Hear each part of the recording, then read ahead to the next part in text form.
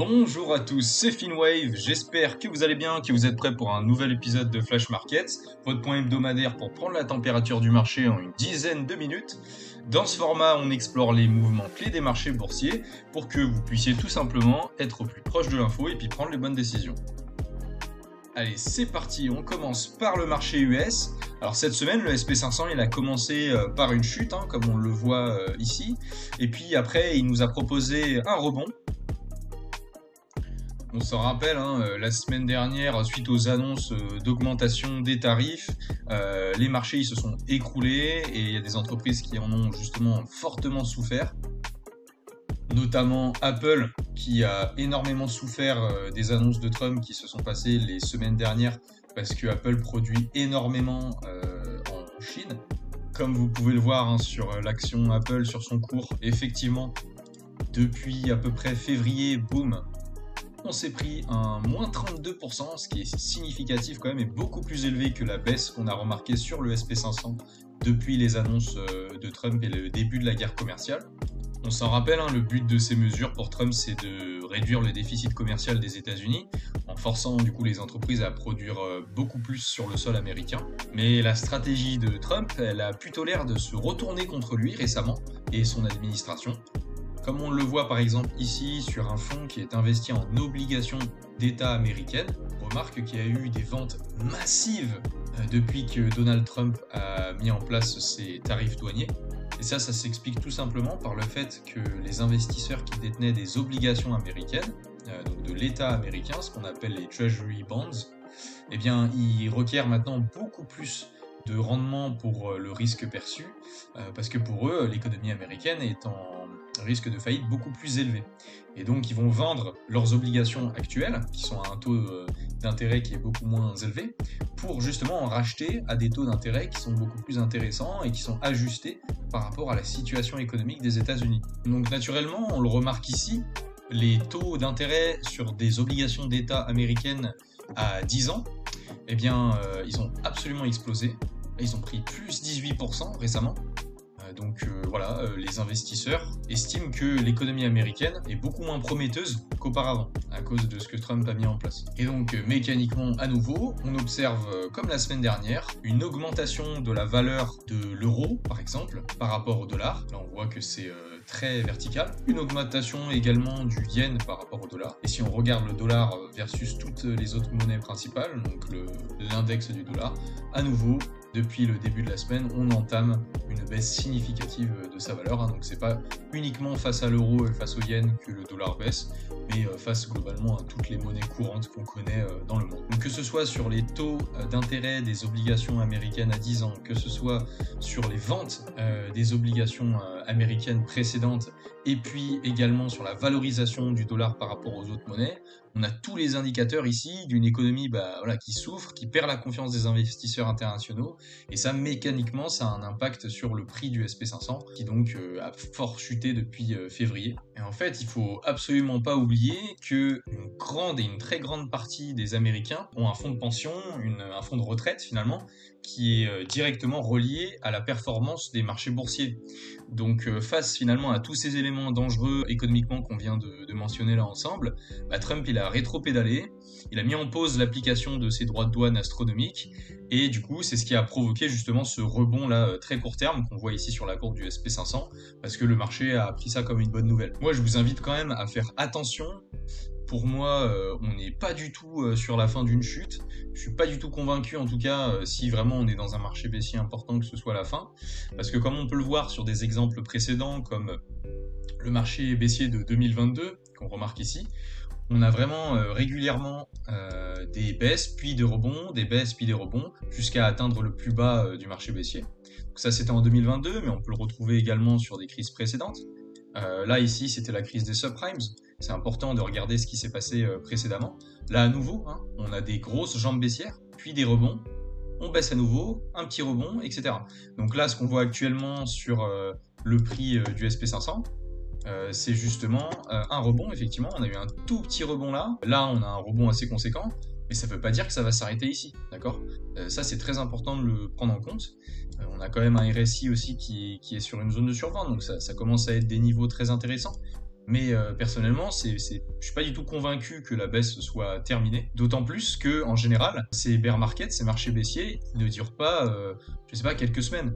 Là, si on regarde et qu'on vient mettre la règle qui nous donne aussi le temps et la périodicité, là, c'était 287 jours, donc c'était quasiment une année. Voilà, il faut faire attention, c'est pas aussi rapide que ça. Donc là, c'est vraiment une baisse qui effectivement a été fulgurante, mais d'un autre côté, elle a duré que 55 jours. Voilà. Donc pour ceux qui cherchent à profiter d'une opportunité en or pour un achat à un prix cassé, comme on aurait pu le faire sur pas mal de marchés baissiers précédents, eh bien pour moi c'est pas encore le moment. En réalité j'ai 4 règles qui me permettent de déployer ma stratégie de crise, qui est une composante de ma stratégie globale à long terme, dont je vous parlerai bien sûr dans une vidéo prochaine, comme promis. La première des règles, c'est que le prix il doit baisser au minimum de 30%. D'accord? Parce que statistiquement, si on regarde tout l'historique des marchés boursiers, il n'y a aucune baisse de moins 30% qui n'a pas porté ses fruits sur le long terme. Prenons plusieurs exemples. Hop, là on regarde ici le Covid. On nous a fait du moins 35%. Superbe opportunité d'achat. Rien que sur la première jambe haussière, on a fait 120%. Voilà, premier exemple. Deuxième exemple, si on va voir par exemple la crise des subprimes en 2007-2008, on a observé donc une baisse de moins 57% par rapport au plus haut. Et vous connaissez la suite, hein, le marché a explosé. Par exemple, sur la première jambe haussière à nouveau, on s'est fait facilement un 215%. Dernier exemple, la bulle Internet, l'éclatement de la bulle Internet en 2002. Qu'est-ce qu'on a fait? On a fait à peu près moins 50% et derrière, on est venu rattaquer avec du 98%. Voilà. Donc, à chaque fois qu'on a au minimum 30% de baisse, bah, on a un marché haussier qui est très très intéressant derrière. Donc ça, c'est la première des règles, hein, un des premiers critères qui me fait dire qu'on est dans un marché baissier et que je pourrais commencer à acheter avec mes économies. La deuxième règle, si on revient au tout début, c'est effectivement qu'on ait un RSI qui soit en survente, d'accord? Donc le RSI, il est ici. Quand on est en survente, ça signifie que les vendeurs ont la main mise sur le marché et que globalement, il y a quasiment plus d'acheteurs. Donc ça veut dire que tout le monde a peur sur le marché et justement, statistiquement à nouveau, c'est-à-dire ce que nous montre la courbe, eh bien à chaque fois que le RSI est en survente, bien sûr sur un graphique long terme, donc plus le graphique est à long terme, plus les indicateurs vont avoir tendance à donner des informations fiables. Pendant le Covid 2020, la crise, effectivement, on voit justement un RSI qui était en survente, donc en dessous des 30, d'accord? Là, à nouveau, même en 2022, on est venu toucher la ligne des 30. Là, on le voit justement actuellement qu'on est en train de toucher la zone de survente, donc ça c'est une condition qui est confirmée. Pendant la crise de 2008, RSI en survente, et pareil, pendant l'éclatement de la bulle Internet, RSI en survente. Voilà. Donc ça c'est la deuxième chose que je regarde pour pouvoir rentrer sur le marché avec une certaine somme en marché baissier. La troisième condition que je vais vouloir remarquer, c'est que donc le VIX, le fameux indicateur de volatilité qui donne une information sur le sentiment de marché, il va falloir qu'il soit à une valeur minimale de 40, parce que à nouveau, statistiquement, on remarque que quand la valeur du VIX atteint 40 pendant un cycle baissier, eh bien c'est une très belle opportunité d'achat sur le long terme. Je vous prouve à nouveau ce que je dis. Là, on a dépassé les 40, on est allé très très haut. Pareil, crise du Covid, on a dépassé facilement les 40. Bulle Internet, on a dépassé les 40 comme vous le voyez ici. Et en 2022, on n'a pas touché les 40, donc la condition était invalidée. Je n'aurais pas acheté sur ces zones-là. La dernière condition, donc la dernière et quatrième condition qui me permet de valider un achat lors d'un marché baissier avec une somme importante, c'est que le prix ait ravalé au moins 50% du mouvement haussier précédent. Donc je m'explique, je vais prendre un retracement de Fibonacci qui montre justement ces niveaux de retracement par rapport au marché haussier précédent. Prenons 2022 par exemple, donc je trace le Fibonacci de haut en bas du mouvement haussier, de la jambe haussière, et puis je viens l'aligner pour remarquer justement jusqu'où on est allé avec le marché baissier qui suit. Et là, en l'occurrence, on remarque que on a retracé tout pile de 50%, on est venu dépasser les 50%, comme vous le voyez. La mèche est descendue juste en dessous des 50%. Donc là, en l'occurrence, cette condition aurait été validée. Si on revient un peu plus dans le passé, on regarde par exemple la crise des subprimes par rapport au marché haussier précédent. Si on regarde du côté de la crise des subprimes et de la crise suite à la bulle Internet et son éclatement en 2002, ce qu'on remarque ici, c'est que par rapport au mouvement haussier précédent, ces deux crises-là sont venues dépasser les 50% de retracement de tout ce mouvement haussier. Donc là, à nouveau, la condition elle était validée pour un achat sur ces niveaux-là. Et alors, pour vous donner un contre-exemple, pour bien comprendre, à l'inverse, ici, On va regarder un petit peu ce qui s'est passé là sur ce mouvement-là. Donc, par exemple, là, en termes de baisse, on a eu moins 20%, donc ça ne respecte pas les 30%. Si on regarde le retracement par rapport au dernier mouvement haussier, on n'est pas du tout venu toucher les 50% de retracement, donc ça ne valide pas. Le RSI, par contre, est venu toucher la survente, donc cette condition a été validée. Et le VIX, lui, a dépassé également les 40%. Mais puisque les deux autres conditions n'ont pas été validées, je n'aurais pas acheté ici. Alors même si effectivement ça m'aurait permis de profiter de la hausse qui suivait, en fait ça me permet aussi de me protéger des fausses bonnes opportunités. Au moins quand j'achète, je suis quasi sûr et certain que ça va marcher. Et là d'ailleurs en l'occurrence, j'aurais acheté suite à la crise des subprimes, parce qu'on l'a vu avant, toutes les conditions étaient validées. Donc j'aurais acheté plutôt par là. Même pas besoin d'acheter ici. Donc finalement, respecter ces 4 règles, statistiquement, elles vont vous permettre de profiter quasiment tout le temps d'un prix intéressant sur le long terme. Évidemment, ça ne marchera pas 100% du temps, c'est-à-dire que parfois ça baissera un peu plus encore avant de remonter, mais ça restera quand même un très bon niveau de prix d'achat qui peut fortement booster votre performance à long terme. De toute façon, n'oubliez jamais en bourse qu'on ne peut rien prédire à 100%. Par contre, ce qu'on peut faire, c'est augmenter nos chances de réussite à long terme. Et cette stratégie de gestion de crise que je viens de vous montrer, c'est une manière de le faire. Comme promis, la semaine prochaine, je vous présente ma stratégie d'investissement. Vous verrez qu'elle incorpore plein d'autres éléments d'ailleurs dont j'ai hâte de vous parler. Donc voilà, pour revenir en fait à la situation actuelle, si vous voulez, il n'y a pas toutes les conditions qui sont respectées. Si on regarde par exemple au niveau du RSI, on est en survente, donc ça c'est validé. Le VIX est validé également, la condition des 40 l'est. On a touché les 50% de retracement cette semaine par rapport au mouvement haussier précédent, donc ça aussi c'est validé. Par contre, si on regarde par rapport à la performance négative, on se retrouve seulement à 21%. Pour l'instant, cette dernière condition des 30% minimum n'est pas validée, donc je ne rentre pas à l'achat pour l'instant. Alors pour ceux qui vivent mal cette situation, qui se disent mais qu'est-ce qui se passe, ma vie est en train de changer, je perds toutes mes thunes, j'aurais jamais dû investir en bourse, n'oubliez jamais que St. John's, il veille sur vous, d'accord? Le St. John's, le Dow Jones, il sera toujours là pour vous sur le long terme. Regardez-le là, regardez-le, admirez-le, ces belles courbes séduisantes, oh là là. Il vous trahira jamais, le St. John's. C'est le dieu de la discipline. Il vous punira si vous respectez pas ses préceptes, mais si vous l'adorez et que vous le vénérez, il fera pleuvoir des dollars pour que vous puissiez vous acheter une grosse Camaro, brûler des dollars et quelques flingues. Alors choisissez bien. Est-ce que vous préférez vous appeler Sir Cachalot, le fisc fucker, gagner plein de sous et être content de vous dans quelques années? Ou alors vous préférez investir dans un livret CAC A, vous appelez Jean-Pierre, also known as le plouc de la finance, et puis vous mettre des énormes quilles à la Bud Light dans votre baraque à frites? Je pense qu'on a tous la même réponse à cette question, hein. On a plutôt envie de ressembler à lui. Et lui, qu'est-ce qu'il fait? Il est en haut, il est au-dessus de la courbe, d'accord? Lui, il a investi. Il n'a pas fait comme celui-ci, là, d'accord? Voilà, donc trêve de plaisanterie. Continuez à investir sur le long terme. Restez concentré sur vos objectifs d'investissement. Vous le voyez très bien avec la courbe, d'accord? Sur le long terme, vous serez toujours gagnant. Donc, c'est pas grave s'il y a du bruit de temps en temps. Regardez ce qui se passe. Si on dézoome, regardez bien. C'est quoi cette baisse-là? Ça ressemble à ça, ça ressemble à ça, ça ressemble à ça, ça ressemble à ça, ok? Qu'est-ce qui se passe après? Ça explose, ça explose, ça explose, ça explose, ok? C'est pas compliqué, franchement, c'est pas dur, tout le monde pourrait le faire. Il y a plein de gens qui ne le font pas, je sais pas pourquoi, ils ont peur, ils s'en foutent, alors qu'ils pourraient faire plein de sous sur le long terme.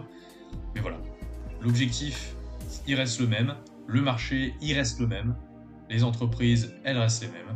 Donc on continue à investir. Et on s'en fout qu'il y en ait un avec une chevelure un petit peu douteuse qui fait des conneries pendant un temps. Le St. Dow Jones, il sera toujours là pour vous. Retenez bien. Côté marché européen maintenant. Eh bien, le Stoxx 600, il est toujours en déroute. Tout simplement, il nous suit le marché américain, hein, comme je vous l'avais dit. C'est le malheur de la mondialisation, c'est que tous les marchés sont interconnectés. Donc quand on a un problème outre-Atlantique, provoqué toujours par cet énergumène à la chevelure douteuse, les entreprises européennes, elles sont également touchées. Comme vous le voyez, du coup, hein, la map, elle est complètement rouge. Mais alors, rouge de rouge, hein, on voit des entreprises comme Airbus qui se prennent des moins 15% sur la semaine. C'est absolument énorme. La semaine dernière, on avait vu plein d'entreprises pharmaceutiques qui prenaient des moins 15, des moins 20. L'automobile, c'était pareil, et ça continue. Novo Nordisk qui se fait dégommer, AstraZeneca, Roche, c'est pareil. Et du côté de l'énergie, ça prend cher aussi, hein, Total Energy, Shell, BP, qui sont totalement impactés également par les tarifs, parce que Trump cherche également à produire sur le sol américain de l'énergie, parce que l'énergie c'est le nerf de la guerre pour l'économie, c'est absolument critique, et donc avoir de l'indépendance énergétique, on le voit très bien avec l'Europe depuis le début de la guerre en Ukraine, c'est un enjeu majeur pour pouvoir prendre des décisions sans être influencé par des ingérences étrangères. Alors si on se souvient de mes critères de stratégie de crise, qui me permettent justement d'acheter en marché baissier sereinement sur le marché américain, eh bien ici, sur le marché européen, on a une case pour l'instant qui est cochée, c'est celle donc du retracement qui dépasse par rapport au marché haussier précédent les 50%. Donc là, on est effectivement dans une zone intéressante. Par contre, le RSI n'est pas encore en survente. Ce sera bientôt le cas, mais ce n'est pas encore le cas. On a le VSTOXX, donc qui est le VIX, mais côté européen, l'indice de volatilité européen qui lui est à 35, il n'est pas encore à 40. On n'est pas loin, mais on n'y est pas encore. Et puis d'un autre côté, la baisse n'a fait que 17%. Donc on est loin des 30%, loin des gros marchés baissiers comme on a pu le voir par exemple pendant le Covid, avec moins 37% ici en l'occurrence. Donc à nouveau, patience, encore plus patience que sur le marché américain, si vous voulez mettre un gros billet pour investir sur du long terme en marché baissier. Ça reste une bonne zone pour mettre un gros billet, mais on n'a pas du cash illimité, hein, rappelez-vous, donc on doit savoir attendre des opportunités confirmées, parce que si on achète là et que ça baisse encore plus, bah pendant pas mal de temps, on va un peu se mordre les doigts, parce qu'on aurait pu éviter d'acheter en plein milieu. Avant que ça remonte, on va beaucoup souffrir. Donc voilà, la patience, c'est la clé. Dans la vie comme sur les marchés, ça change pas. Alors, désormais, dans Flash Markets, messieurs, dames, chaque semaine, on part d'une action intéressante, pour ceux qui font du stock picking sur du long terme, pour que vous puissiez vous inspirer de ce partage d'infos et sélectionner les bonnes entreprises. Et cette semaine, eh bien, on parle de Ferrari. Ferrari, c'est une entreprise qui, je pense, a encore de beaux jours devant elle, et il y a plusieurs raisons fondamentales qui me font dire ça. La première raison, c'est déjà son business model qu'il faut absolument comprendre. Ferrari, c'est une entreprise qui est positionnée comme une marque de luxe, c'est pas juste un constructeur automobile traditionnel, avec une production qui est volontairement limitée à environ 15 000 véhicules par an, pour justement maintenir ce niveau d'exclusivité. En plus de ça, niveau concurrence, il y a une barrière à l'entrée qui est absolument énorme, à cause de son histoire qui est tout à fait unique. Ferrari aussi a une ADN de course, très beau palmarès au niveau course automobile, et puis la marque elle profite d'une fidélité client qui est très très développée. Donc tout ça, ça crée une forte capacité à augmenter ses prix sans faire baisser la demande. Et ça, c'est un élément très important pour faire croître le business sur long terme. D'un autre côté, c'est une entreprise qui est très résiliente face aux différents cycles économiques, parce qu'elle a surtout une clientèle qui est très aisée, donc peu affectée finalement par les récessions et puis les risques macroéconomiques. Et on le voit bien parce que c'est une boîte qui a un carnet de commandes rempli sur plusieurs années. Donc voilà, pour le cœur du business de Ferrari, on est vraiment sur quelque chose de très solide. Et vous pouvez vous dire, ok, c'est cool, mais est-ce qu'elle a de l'avenir cette boîte? Est-ce qu'elle peut continuer à exploser sur le long terme? Justement, c'est là que ça devient intéressant. Déjà, première chose, Ferrari profite d'une demande pour ses véhicules qui est en tendance très haussière sur le long terme, parce qu'il y a de plus en plus de millionnaires dans les pays émergents qui ont effectivement une population qui est très élevée, notamment dans des régions comme l'Asie, le Moyen-Orient, l'Amérique latine. Les pays avec la plus forte croissance en nombre de millionnaires sont justement des pays émergents, et c'est des pays qui ont des populations très larges, comme par exemple le Japon, la Corée du Sud, le Brésil, le Mexique, et même si ça ne fait pas le bonheur de tous, les inégalités, elles se creusent. Donc il y a aussi de plus en plus de très pauvres, mais également de plus en plus de très riches dans les pays développés. Donc Ferrari va profiter directement de l'expansion de cette classe aisée mondiale, que ce soit donc avec de nouveaux millionnaires qui sont vraiment très très importants dans les pays émergents, et également de nouveaux millionnaires parce que les inégalités se creusent dans les pays développés. En plus de ça, Ferrari maîtrise des enjeux de demain avec mesure et patience. La boîte a déjà entamé une entrée vers l'électrification avec un premier modèle 100% électrique qui est prévu pour bientôt, mais sans y mettre un pied trop lourd, parce que le top management de l'entreprise il reste toujours prudent vis-à-vis des changements des normes en Europe, Europe et dans le monde aussi sur l'électrique. Ils ont construit notamment une nouvelle usine spécifiquement dédiée à la fabrication de véhicules électriques à Maranello, donc là où leur siège est situé en Italie, et ils prévoient d'avoir au moins 60% des véhicules vendus en hybride ou électrique en 2026. Donc ils savent correctement suivre les tendances de marché et les tendances en termes de régulation, tout en gardant le côté sonorité qu'apprécient leurs clients avec l'hybride. Sur le plan financier maintenant, c'est une entreprise qui ne fait que battre les attentes du marché, comme on le voit ici avec le taux de surprise des analystes par rapport aux prédictions qui étaient faites sur les résultats futurs de l'entreprise Ferrari. Et on remarque effectivement que les prédictions sur les 10 prochaines années en termes de vente et en termes de marge opérationnelle pour l'entreprise Ferrari sont tout à fait prometteurs, ce qui laisse présager le meilleur pour l'entreprise sur un horizon de 10 ans. D'un autre côté, d'un point de vue un peu plus technique, c'est une entreprise qui a un EBIT, donc une marge opérationnelle de 27 à 30%, c'est extrêmement élevé pour une entreprise automobile, et puis ça garantit une très bonne rentabilité pour les investisseurs, et ça le marché il adore. Vous le voyez, l'EBIT est de 1,929 milliard pour à peu près un chiffre d'affaires de 6,676 milliard. Donc on est en effet aux alentours des 30% de marge opérationnelle, ce qui est absolument astronomique dans ce secteur. L'entreprise, elle profite aussi dans sa structure de capital d'un niveau de dette qui est très faible, et qui est encore plus faible si on déduit les réserves en cash dont dispose l'entreprise, donc sa trésorerie. Et d'un autre côté, l'entreprise génère beaucoup de flux de trésorerie, beaucoup de cash, qui lui permet justement de ne pas avoir à trop recourir à du financement extérieur, par exemple avec de la dette auprès d'institutions financières comme des banques. Ferrari profite également d'une très bonne relation avec les investisseurs. Elle n'hésite pas à distribuer des dividendes quand c'est nécessaire, et puis il fait également des rachats d'actions pour proposer à ses employés les plus performants des stock options par exemple, basés sur la performance du manager et qui permet de pousser vers le haut l'entreprise et ses résultats. D'un point de vue graphique maintenant, la solidité du business model de Ferrari que l'on vient d'analyser et ses résultats financiers, elle est très bien représentée. Sur le long terme, on voit vraiment une courbe qui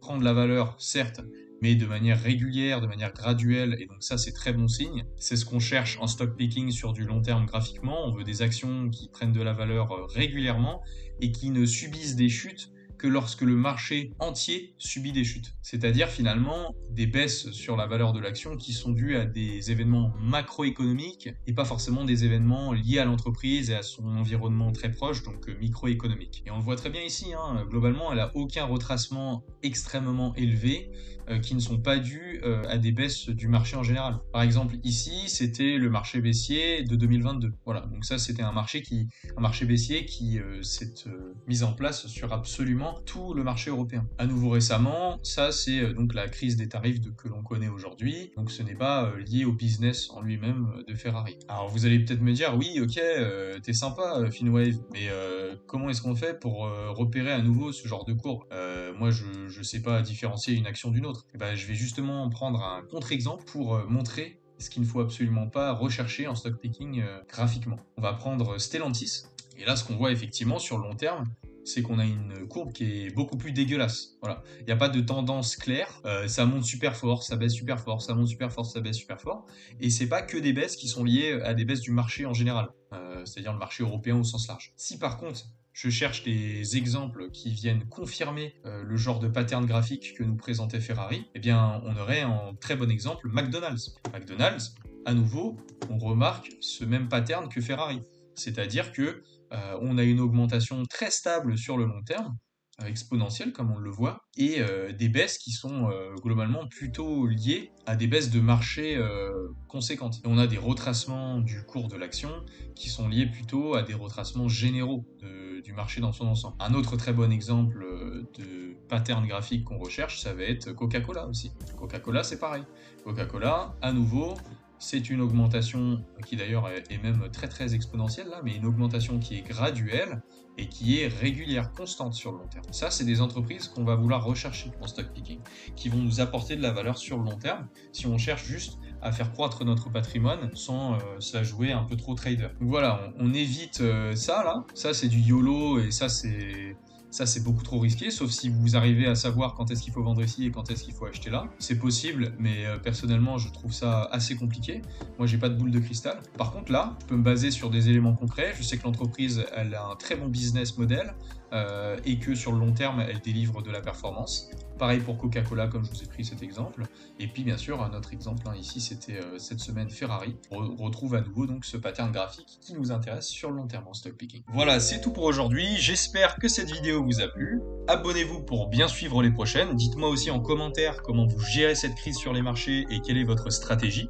Et puis, likez la vidéo, ça m'aidera beaucoup pour faire grossir la chaîne. Je vous souhaite de réussir dans vos investissements et je vous dis à la semaine prochaine pour un nouvel épisode de Flash Markets. Ciao!